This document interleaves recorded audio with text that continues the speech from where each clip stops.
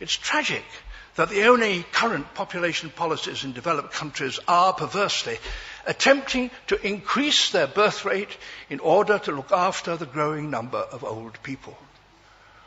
The notion of ever more old people needing ever more young people, who in turn will grow old and need ever more young people, and so on ad infinitum, is an obvious ecological Ponzi scheme.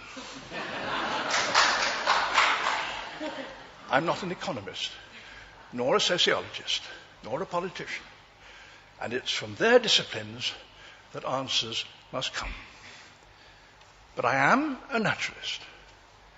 Being one means that I do know something of the factors that keep populations of different species of animals within bounds, and what happens when they don't.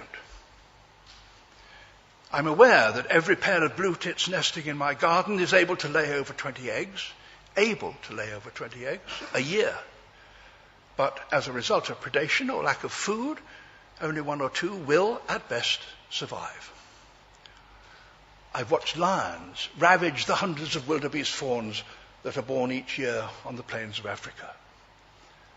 I've seen how increasing numbers of elephants can devastate their environment until one year, when the rains fall on an already overgrazed land, they die in hundreds. But we are human beings.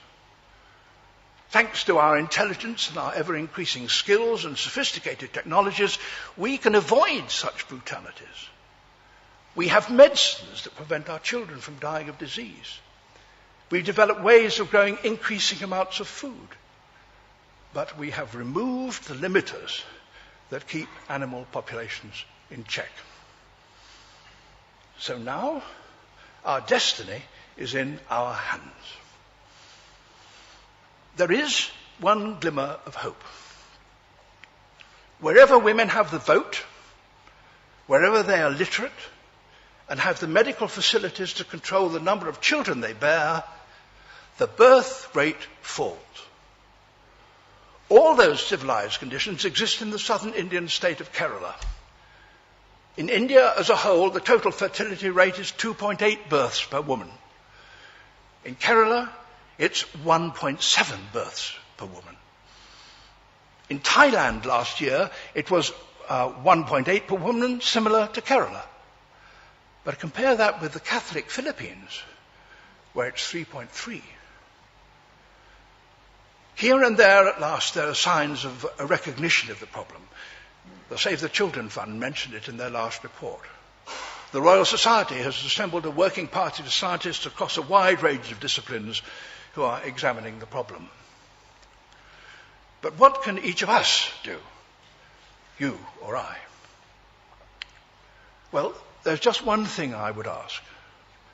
Break the taboo in private and in public as best you can and as you judge right.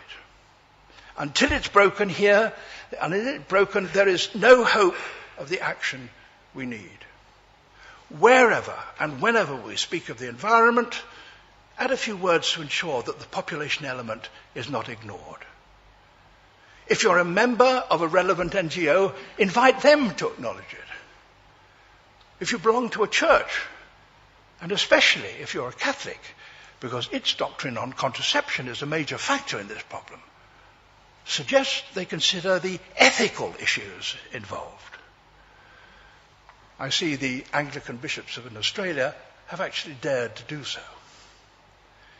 If you have contacts in government, ask why the growth of our population, which affects every department, is yet no one's responsibility. Big, empty Australia has appointed a sustainable population minister. So why can't small, crowded Britain? The Hawaiian goose, the oryx, the imperial eagle, which sounded the environmental alarm 50 years ago, were, you might say, the equivalent of canaries in coal mines, warnings of impending and even wider catastrophe. Make a list of all the other environmental problems that now afflict us and our poor, battered planet. The increase of greenhouse gases and consequential global warming, The acidification of the oceans and the collapse of fish stocks, the loss of the rainforests, the spread of deserts, the shortage of arable land, the increase in violent weather, the growth of megacities, famine, migration patterns, the list goes on and on. But they all share one underlying cause. Every one of these global problems, social as well as environmental, becomes more difficult and ultimately impossible to solve with ever more people.